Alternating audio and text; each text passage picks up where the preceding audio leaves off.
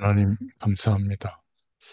오늘도 주의 말씀을 의지하여 하나님을 바라볼 수 있도록 우리의 아침을 축복하시고 주님께서 가장 귀한 은혜로 이 아침에도 역사하심을 믿고 감사를 드립니다. 레위기의 말씀을 읽어가면서 가장 중요한 예배의 관계가 회복되게 하시고 하나님과 동행하는 그 축복이 전부임을 깨닫게 되도록 역사하여 주시옵소서. 오늘도 그리스도의 의를 의지하여 주님을 바라봅니다. 충만한 주의 은혜가 임하는 시간이 되게 하여 주옵소서. 예수님의 이름으로 기도드렸습니다. 아멘. 네, 오늘 하나님 말씀은 레위기 17장 1절부터 16절까지 말씀입니다. 여호와께서 모세에게 말씀하여 이르시되 아론과 그의 아들들과 이스라엘의 모든 자손에게 말하여 그들에게 이르기를 여호와의 명령이 이러하시다 하라.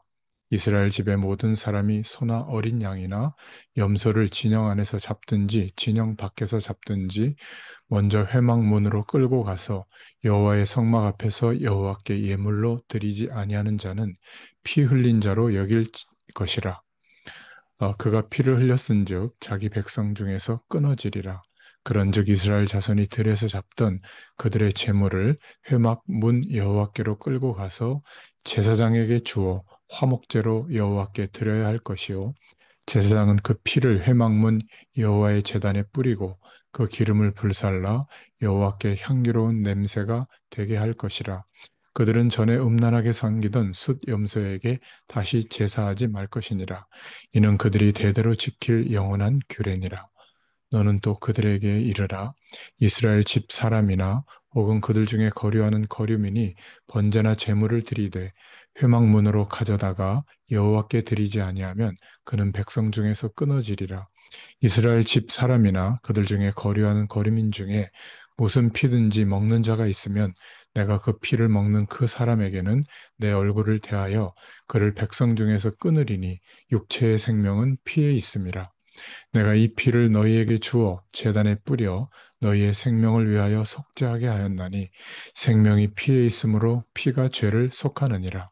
그러므로 내가 이스라엘 자손에게 말하기를 너희 중에 아무도 피를 먹지 말며 너희 중에 거류하는 거류민이라도 피를 먹지 말라 하였나니 모든 이스라엘 자손이나 그들 중에 거류하는 거류민이 먹을 만한 짐승이나 새를 사냥하여 잡거든 그것의 피를 흘리고 흙으로 덮을지니라. 모든 생물은 그 피가 생명과 일체라.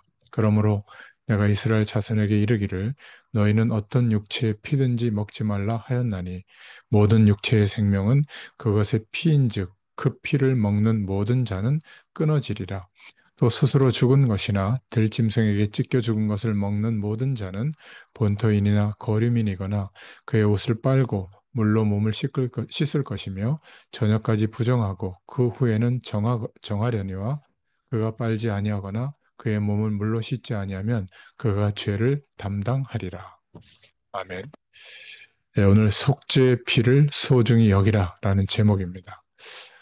우리가 예수를 믿는다는 것은 그 믿음이라는 것은 간단한 것 같지만 너무나 넓고 방대한 부분에까지 그 믿음의 영향이 미치는 것이기 때문에 오늘 말씀을 통해서 또 다양하게 복음에 대한 소식을 또 설명하고 있습니다. 오늘 본문은 올바른 믿음과 잘못된 믿음이 어떤 것인지를 보여주고 있는 내용이죠. 자, 첫 번째로 보면 하나님의 은혜로 사는 인생임을 알라고 말씀하고 있는 겁니다. 레위기 17장 3절에 보면 오늘 말씀은 소나 양이나 염소를 잡는 이야기로부터 시작하죠. 레위기 17장은 제사 문제를 다루는 것이 아니라 짐승을 먹는 경우를 다루고 있음을 알 수 있습니다. 17장 4절부터 6절에 보니까 피와 기름을 화목제물로 드리게 했죠. 먹기 위해서 짐승을 친 아니나 밖에서 잡을 경우에 먼저 여호와께 그 짐승을 끌고 와서 잡아서 제사장에게 주고 피와 기름을 화목제물로 여호와께 드리도록 했습니다. 피는 여호와의 단에 뿌리고 기름은 불살라 향기로운 냄새가 되게 해야 했죠. 만약 그렇게 하지 않은 자가 있다면 이스라엘에서 끊어진다고 했습니다. 오늘 17장 7절을 보니까 그 이유는 우상 숭배로 돌아가지 않도록 하기 위해서 그렇게 한 것이죠. 출애굽기 32장 6절, 17절, 또 19절에 보면 전에 섬기던 우상 숭배로 돌아가지 못하도록 하나님은 이스라엘 백성이 짐승을 잡아서 먹고 마시고 노래하며 춤추고 뛰놀기 시작하면 그로 인해서 전에 에, 섬기던 우상 숭배로 돌아갈 위험이 있음을 아셨기 때문에 이것을 막으시려고 하셨던 겁니다. 하나님께서 옛 버릇대로 하지 말고 새롭게 하라고 하시는 것이죠. 먼저 여호와 앞에 끌고 와서 피와 기름을 여호와 앞에 화목제물로 드리라고 말씀하고 있는 겁니다. 먹어도 먼저 하나님께 감사하고 먹고 놀아도 여호와 앞에 참여해서 그렇게 노르라는 말씀이죠. 전의 행위는 하나님 없이 자기 자신을 만족시키기 위해서 한 것이지만 지금은 하나님이 계시니 하나님의 은혜로 사는 줄 알고 그렇게 행동하라는 말씀입니다. 자, 그러면 두 번째로 레위기 17장 11절에 보면 속죄의 피를 소중히 여기라 이렇게 말하고 있습니다. 그것은 속죄를 감사히 여기라는 의미죠. 17장 11절에 너희 생명 위에 다른 생명이 죽었다. 그래서 너희 죄가 속해졌다. 그 말씀이에요. 그래서 대신 죽은 그 짐승의 피를 먹지 말라고 하는 겁니다. 너희 위에 대신 죽은 희생자, 오실 메시아 약속을 기억하고 그 속죄의 피를 소중히 여기라는 말씀이죠. 속죄의 피를 소중히 여긴다는 것은 그만큼 속죄를 감사히 여긴다는 말씀입니다. 속죄를 베풀어 주신 하나님의 은혜를 잊지 않고 생각한다는 말이죠. 그리고 17장 13절에 사냥한 짐승의 피를 땅에 흘리고 그 피를 흙으로 덮으면서 하나님이 자신들의 죄를 덮어주셨구나. 피가 있어도 대속의 죽음 때문에 없는 채 눈 감아 주셨구나. 이런 사실들을 깨닫도록 피를 흙으로 덮으라고 말씀하신 겁니다. 짐승을 잡을 때마다 대속을 생각하게 하신 이유는 하나님의 은혜를 자꾸 잊어버리기 때문에 그런 겁니다. 그만큼 인간이 죄악에 물들어 있고 하나님의 은혜를 잊기를 잘하는 믿을 수 없는 존재이기 때문에 그렇죠. 그래서 우리는 자만하지 마시기 바랍니다. 나는 믿음이 있다고 자신이 있다고 생각하는 것은 위험합니다. 여기서 하나님 없는 생활이 나오는데 먹고 마시며 노는 행위는 그들의 정신 가장 깊은 곳에 대속의 은혜로 살고 있다는 의식이 없는 행동이죠. 자기 만족을 추구하는 삶입니다. 이런 상태에서 짐승을 잡아먹고 즐거워하는 것은 자기 만족을 추구하는 결과가 되는 거죠. 육신의 정욕을 추구하는 겁니다. 하나님이 없기 때문에 그렇죠. 절망 속에서 자기 만족을 찾고 허물을 좀 즐겁게 극복해 보고자 하는 데서 거기에서 나오는 모습들이죠. 그래서 속죄의 피를 소중히 여기라 말씀하고 있는 겁니다.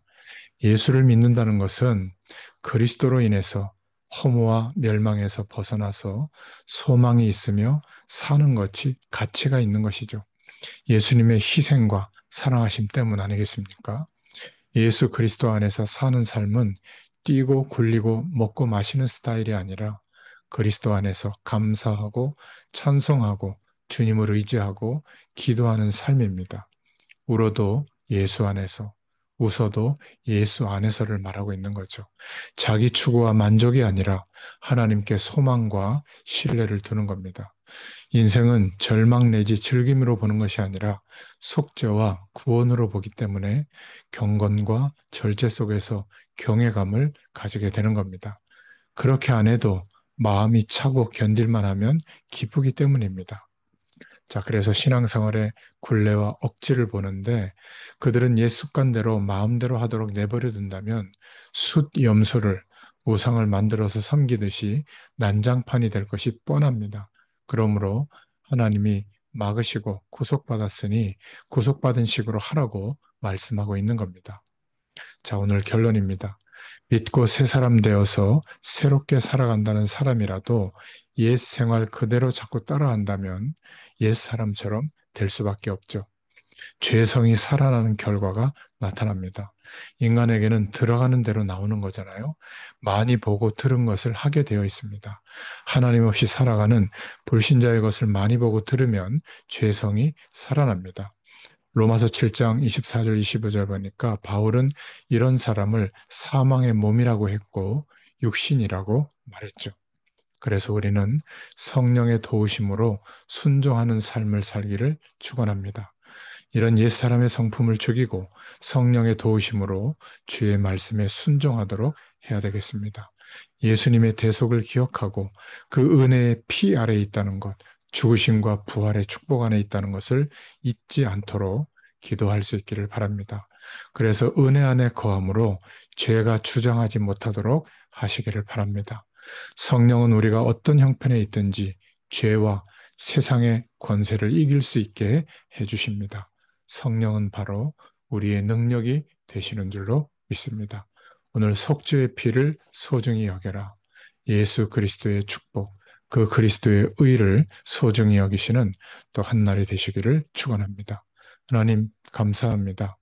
오늘도 레위기의 말씀을 통하여 우리가 어떠한 존재인지를 깨닫게 하시고 속죄의 피, 예수 그리스도의 죽으심과 부활로 그 그리스도의 축복으로 우리가 거듭난 인생이 되었고 참된 소망을 가지게 되었다는 것.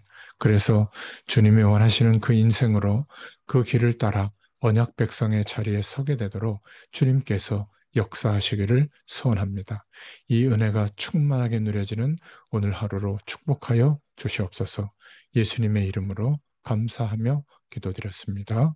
아멘. 네, 계속 기도합니다.